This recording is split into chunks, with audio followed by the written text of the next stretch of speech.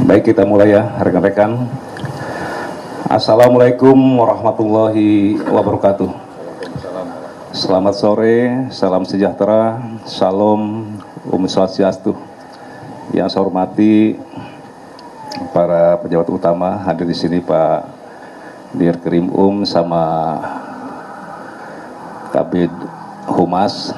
Kemudian di sebelah Kabid Humas adalah Kapolres Metro Jakarta Utara. Ya, jadi ini perlu saya perkenalkan Kapolres yang baru. Sebelumnya Kapolresta Yogyakarta, ya, Kombes Jarwoko. Ya, alhamdulillah bahwa ya serah terima kok langsung terungkap gitu kan. Tapi tetap yang melaksanakan adalah seluruh ini adalah hasil pengungkapan tim gabungan Polda Metro Jaya dan Polres Jakarta Utara. Baik, pada kesempatan pagi ini saya akan merilis pengungkapan kasus tindak pidana pembunuhan berencana dengan menggunakan senjata api, ya, yang alhamdulillah dapat diungkap oleh tim gabungan dari Polda Metro Jaya dan Polres Jakarta Utara. Dan kasus ini ya memang cukup bisa dikatakan cukup fenomenal, ya, fenomenal. Kemudian kasus ini cukup juga viral, ya, hampir beberapa hari dan menjadi pergunjingan baik di media sosial maupun di media elektronik.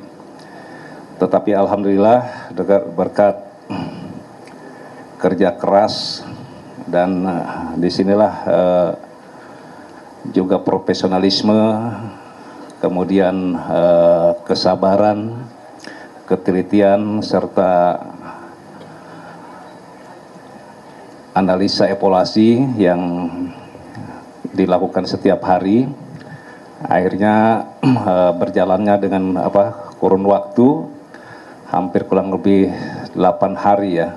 Ya, kita tahu kejadian adalah tanggal 13 Agustus dan dapat terungkap pada tanggal 21 Agustus 2020.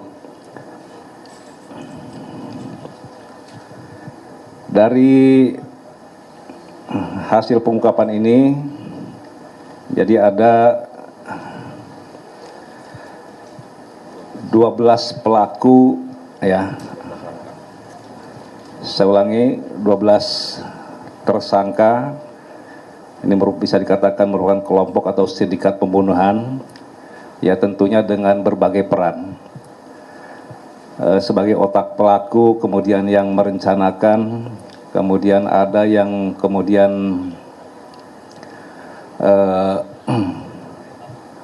dia mencari senjata api, kemudian ada sebagai joki, ada sebagai eksekutor, dan ada juga yang membawa senjata api.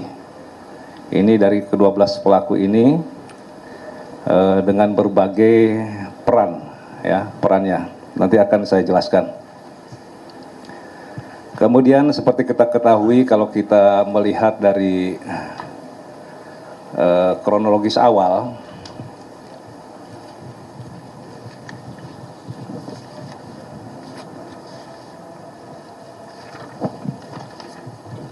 kalau melihat dari kronologis awal, sebagaimana kita ketahui bahwa pada tanggal 13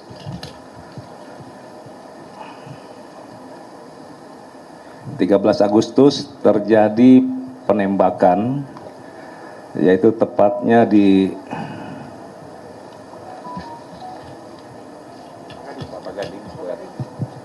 depan Ruko Royal Gading Square, Kelurahan Pegangsaan, Kecamatan Kelapa Gading, Jakarta Utara.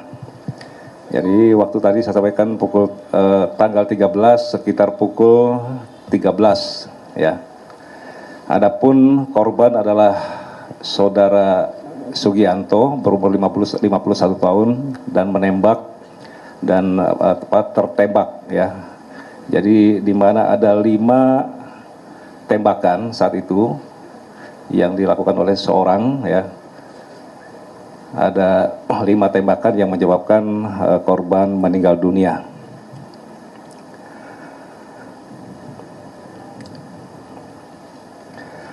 Kemudian setelah kejadian tersebut, ya, kami dari Polda Metro Jaya memang kami langsung membuat tim khusus, ya, ataupun tim khusus, tim terpadu dalam hal ini dari Polda Metro Jaya dan Polres Jakarta Utara untuk bersama-sama melakukan penyelidikan terhadap kasus pembunuhan tersebut. Dari hasil olah TKP, di mana di TKP ini banyak ditemukan ada beberapa selongsong, kemudian juga bahwa yang bersangkutan juga berada di luar daripada kantornya, ataupun tadi saya sampaikan di depan ruko Royal Gading Square. Kemudian kita analisa, jadi ada 2 alternatif, ada 2 kemungkinan, bahwa kemungkinan pertama adalah terkait dengan persaingan bisnis. Kemudian yang kedua adalah terkait dengan permasalahan internal di perusahaan tersebut. Dari hasil penyelidikan kemudian kita sepakati bahwa untuk persaingan bisnis ini kecil kemungkinan, dan kemudian kita dalami terkait dengan permasalahan internal. Nah, dari sanalah kemudian kita olah TKP, lakukan penyelidikan sekian hari, ya. Kemudian baru kita dapatkan temukan, ya, titik terang terkait dengan kasus pembunuhan tersebut.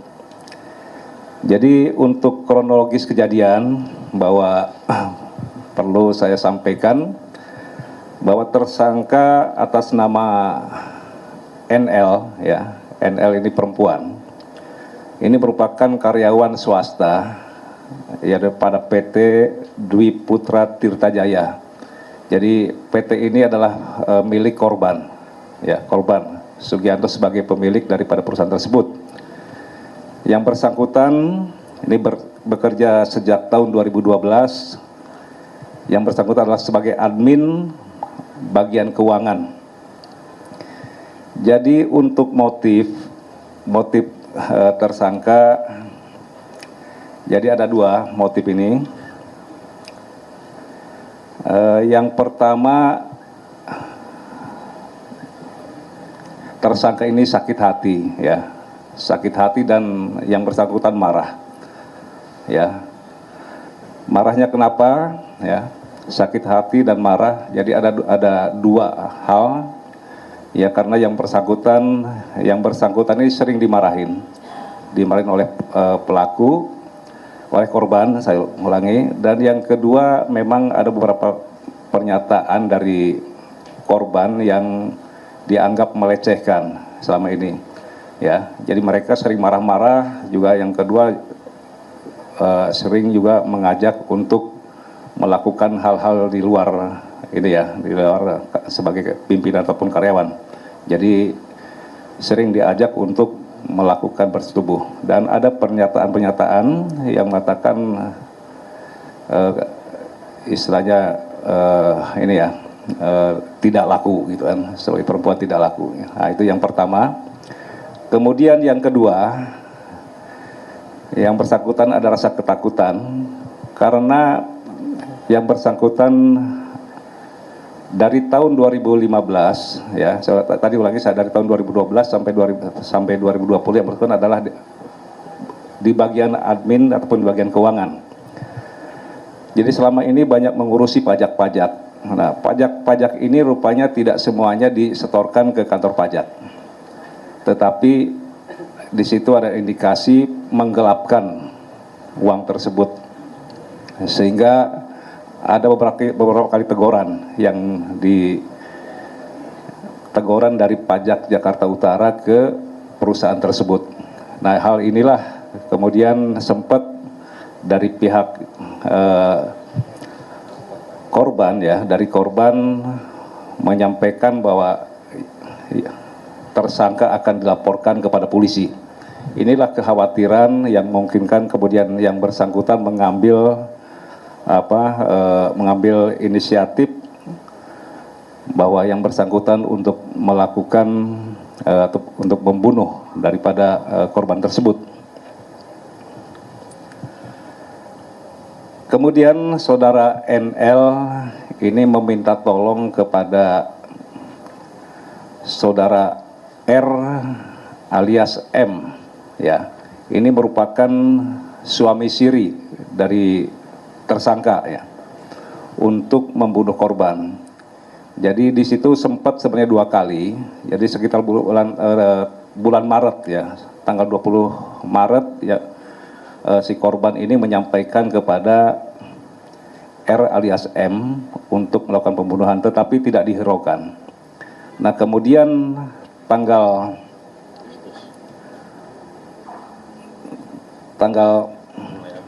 4 Agustus, ya, 4 Agustus yang bersangkutan menyampaikan kembali kepada R atau M bahwa yang bersangkutan berada dalam ancaman, ya, ancaman dari korban, sehingga yang bersangkutan minta supaya korban ini dieksekusi, ya, ataupun dibunuh.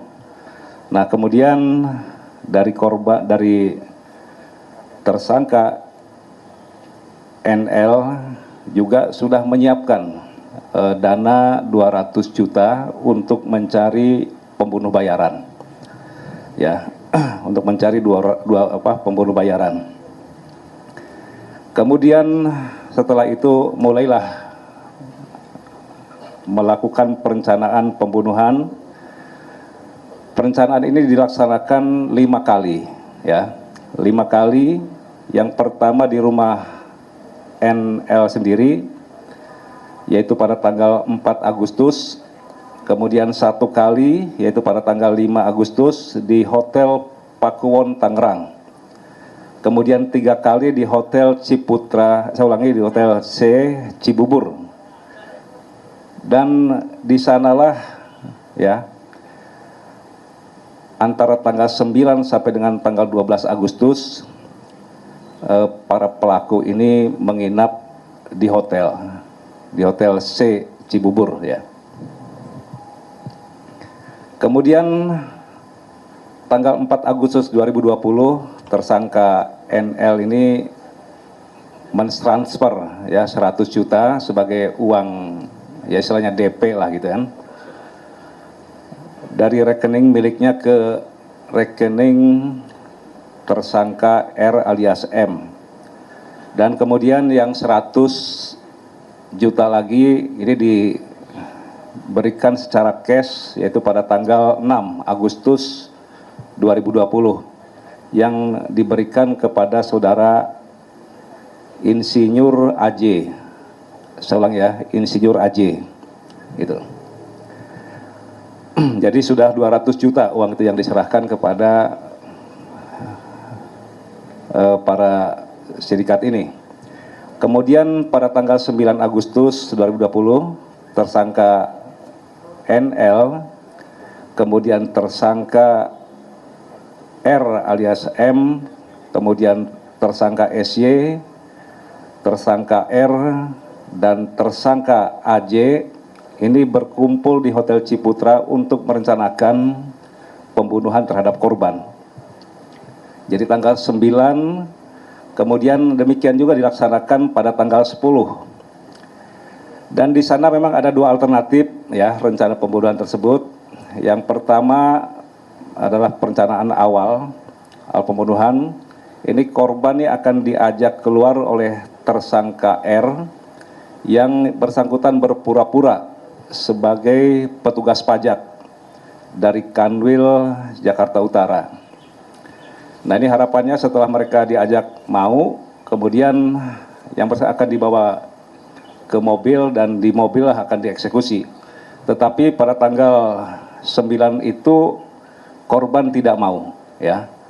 Korban tidak mau sehingga kemudian rencana tersebut gagal. Nah, kemudian mereka kembali ke hotel di Hotel C, ya, di Cibubur. Mereka merencanakan kembali untuk melakukan pembunuhan dengan alternatif yang kedua. Itu tanggal 10.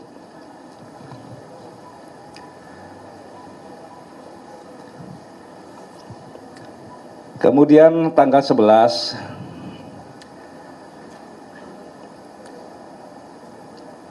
saya ulangi ya, tadi tanggal 10 mereka merencanakan kembali untuk pembunuhan. Kemudian tanggal 11 mereka merencanakan kembali di hotel untuk langkah-langkah selanjutnya, untuk merencanakan membunuh korban dengan menggunakan senjata api, ya. Mereka merencanakan menggunakan senjata api. Tetapi mereka masih berpikir kemudian siapa eksekutornya.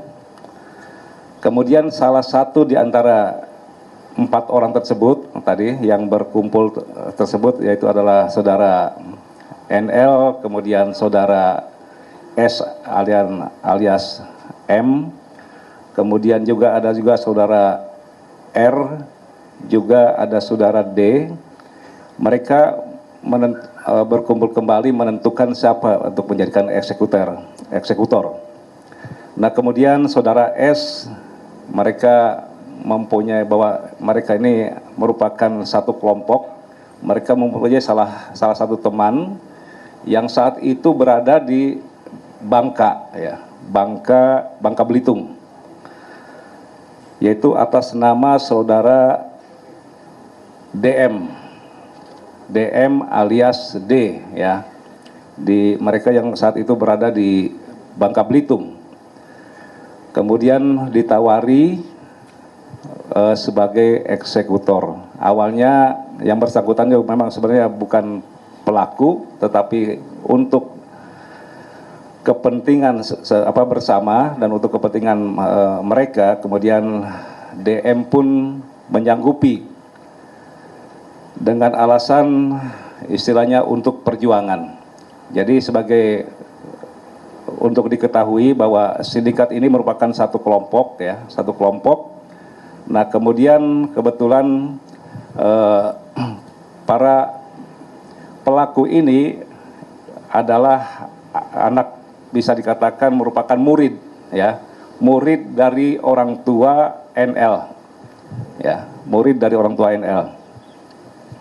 Sehingga mereka dengan alasan untuk perjuangan, karena yang dimana NL pun dalam ancaman, sehingga DM pun menyetujui untuk datang ke Jakarta. Nah, kemudian tanggal 12 ini saudara DM dari Bangka berangkat ke Jakarta. Dan siang hari sekitar pukul 14.30, saudara S, saudara R, dan saudara J, mereka menjemput saudara DM ini di Bandara Soekarno-Hatta, ya, untuk menjemput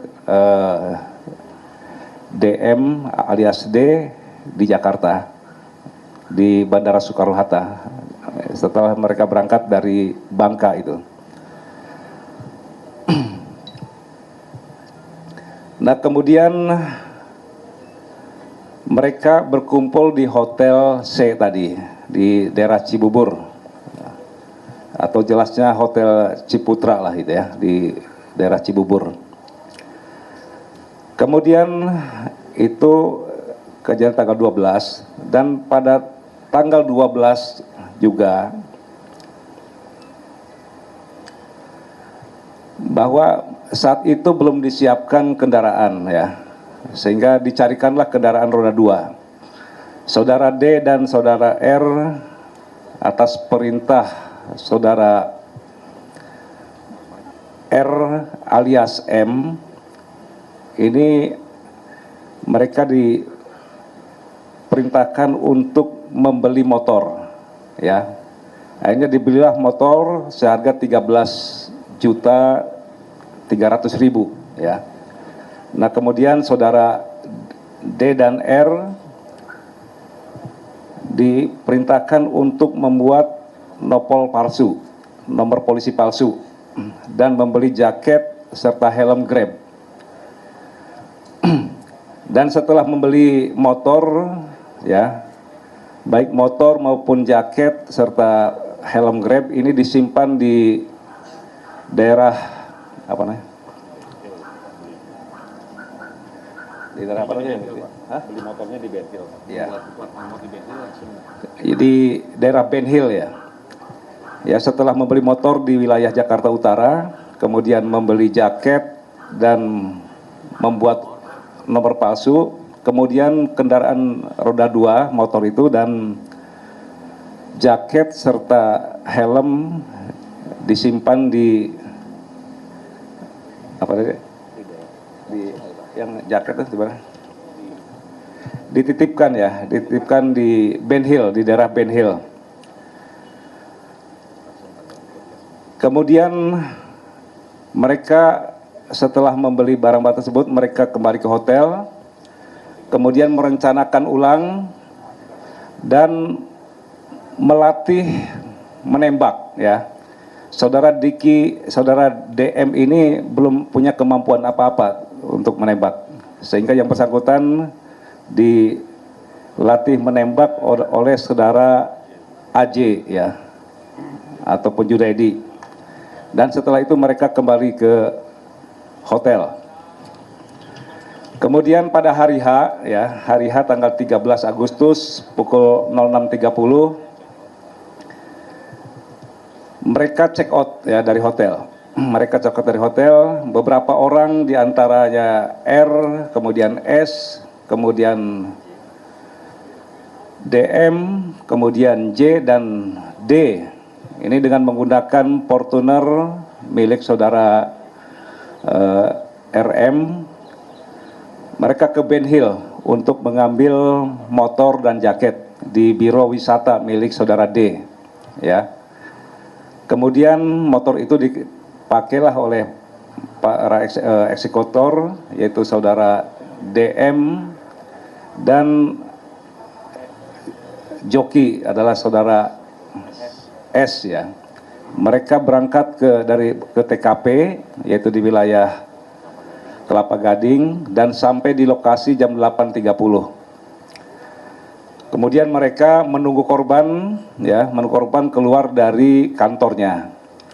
Jadi sekitar 12.45 korban atas nama S ataupun Sugianto ini keluar. Kemudian saudara Diki M, dia memastikan apakah korban ini betul-betul yang mereka akan eksekusi. Jadi sempat berpapasan, ya, berpapasan. Setelah memastikan, kemudian saudara DM ini berbalik arah dan langsung melakukan penembakan 5 kali, ya, penembakan 5 kali mengenai punggung dan kepala, ya.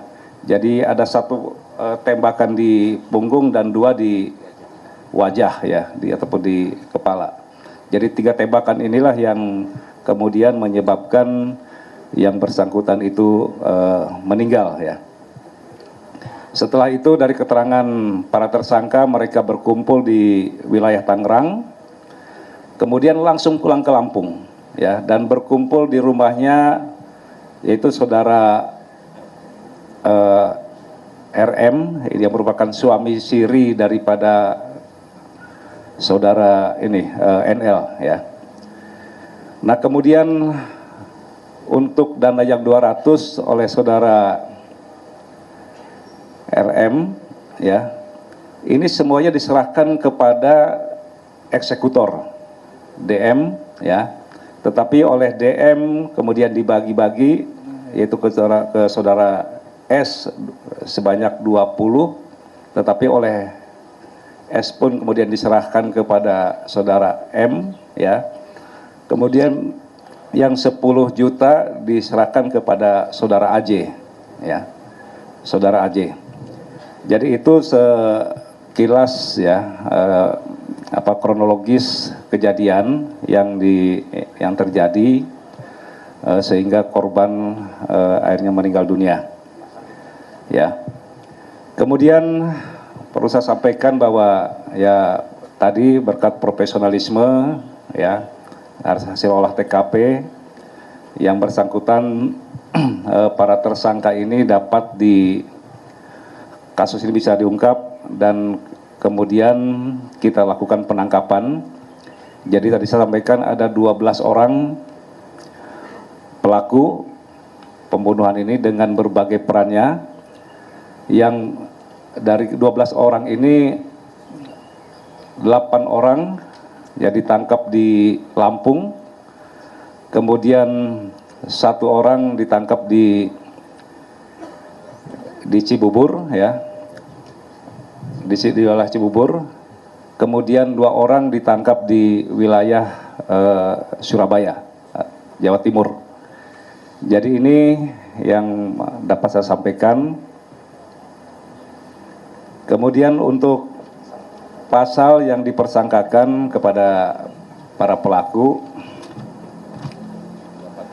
adalah pasal 340 KUHP, subsidiar pasal 338 KUHP, dan atau pasal 1 ayat 1 Undang-Undang Darurat Republik Indonesia nomor 12 tahun 51 ya, dengan ancaman hukuman mati atau penjara seumur hidup dan atau paling lama penjara 20 tahun. Jadi ini beberapa pasal yang disangkakan terhadap para pelaku ini. Jadi hal ini yang dapat saya sampaikan kepada rekan-rekan media. Ya alhamdulillah ini berkat kerja keras tentunya anggota di lapangan dari setiap hari terus mengikuti perkembangan-perkembangan, dan alhamdulillah kasus yang selama ini selalu menjadi pergunjingan dapat diungkap. Saya rasa ini yang dapat saya sampaikan. Mungkin ada beberapa pertanyaan, kami persilakan.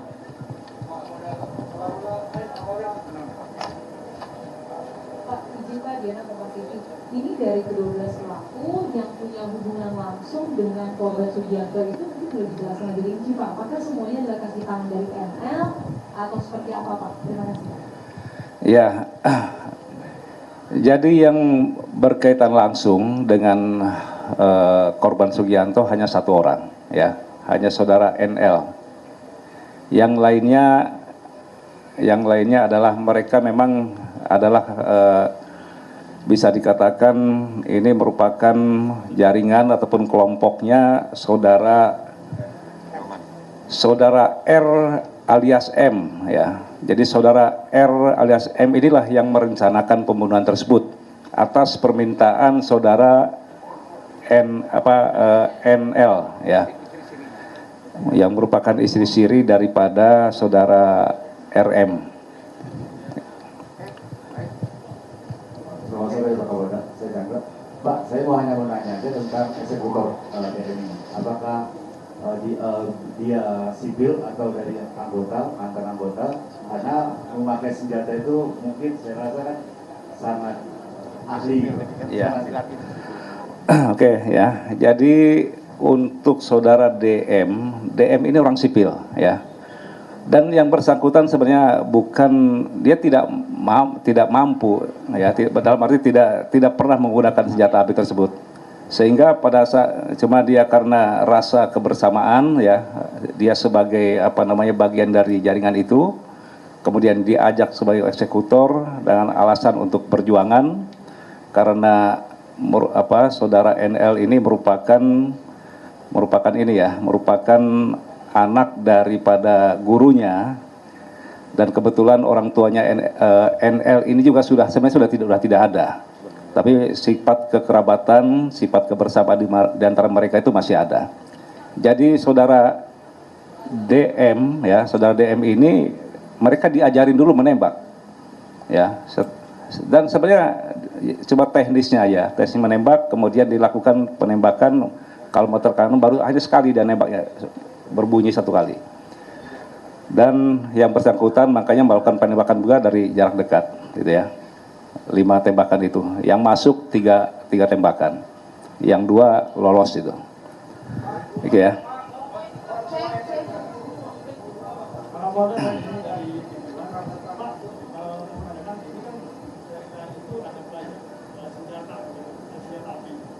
Untuk kepemilikan asal usulnya itu dari mana, dan tadi juga sudah menjelaskan bahwa DM ini kan dia belajar tembakan itu belajar dari siapa?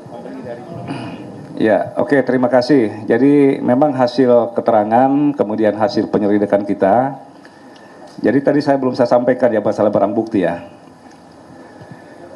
Jadi ini barang bukti adalah satu pucuk senjata api Browning Arm Company ya, dengan nomor seri NM. Kemudian ini kalibernya adalah 38 auto ya kalibernya. Ini adalah senjata gelap ya. Senjata ini tidak terdaftar ya, tidak terdaftar, dan yang bersangkutan ini senjata ini saat itu adalah milik IJ ya. Saya ulangi, milik AJ ya, Insinyur AJ ini. Insinyur AJ mendapatkan senjata itu pada tahun 2012 ya. Dari 2012 dia pun beli 20 juta waktu itu. Nah, senjata ini gelap, istilahnya tidak, dalam arti senjata ilegal, tidak terdaftar. Dia membeli dari saudara TH ya, melalui saudara SP. Nah, saudara SP ini ya dari 20 juta, karena dia perantara, dapatlah dia 5 juta. Makanya di sini pun dia jadi tersangka di sini. Jadi saya sampaikan ini berbagai peran.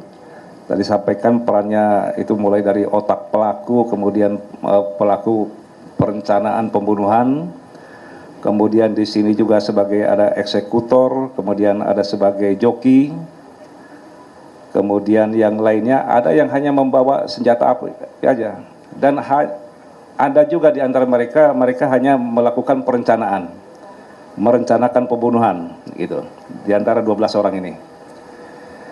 Jelas ya?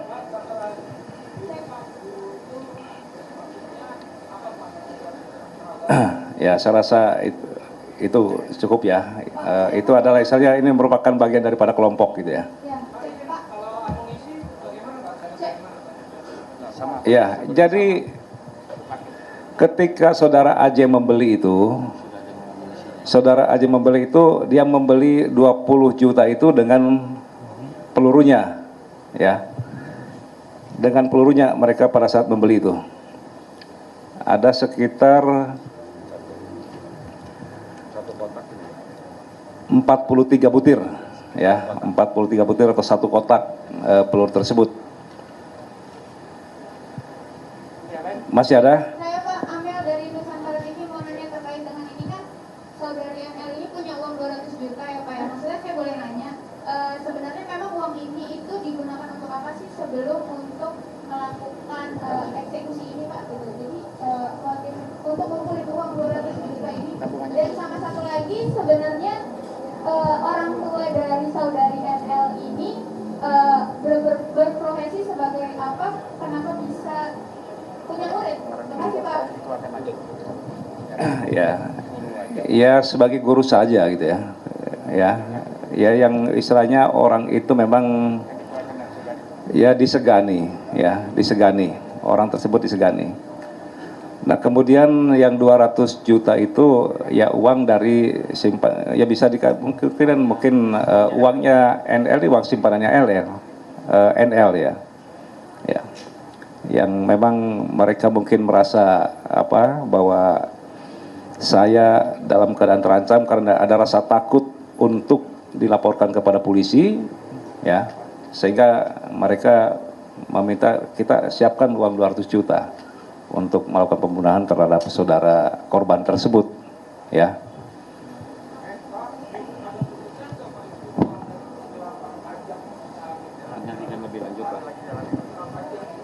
Oke ya, jadi untuk teguran dari ini ya, teguran dari PT Pajak itu ada ya, buktinya saya ada. Masalah berapanya masih kita dalami ya. Nanti akan kita teruskan untuk pendalaman, dan saat ini memang sudah mulai masuk ke penyidikan ya. Oke. Satu lagi Pak, ini kan kata Bapak ini sindikat ya, apakah ini sudah ada criminal record selain yang ini, apakah juga sindikat ini sudah pernah Ya, oke. Jadi selama ini, ya ini maksudnya ini terkait dengan sindikat pembunuhan terhadap Saudara Sugianto ya. Ya selama ini yang bersangkutan ini tidak pernah ada. Jadi tidak ada di antara mereka ini sebagai residivis, tidak ada. Ya. Jadi mereka rata-rata memang ya termasuk sebagai tadi saya sampaikan, yang eksekutor sendiri dia belajar nembak juga baru saat itu. Ya. Saat itu dia modalnya mungkin keberanian saja itu, ya. Tetapi karena menyangkut kebersamaan, perjuangan bagi mereka, sehingga karena selama ini dianggap ya bisa dikatakan anak gurunya dilecehkan, anak buahnya dimaki-maki, kemudian dalam ancaman, sehingga yang bersangkutan kemudian mau menjadi eksekutor. Oke, satu lagi ya. Terakhir.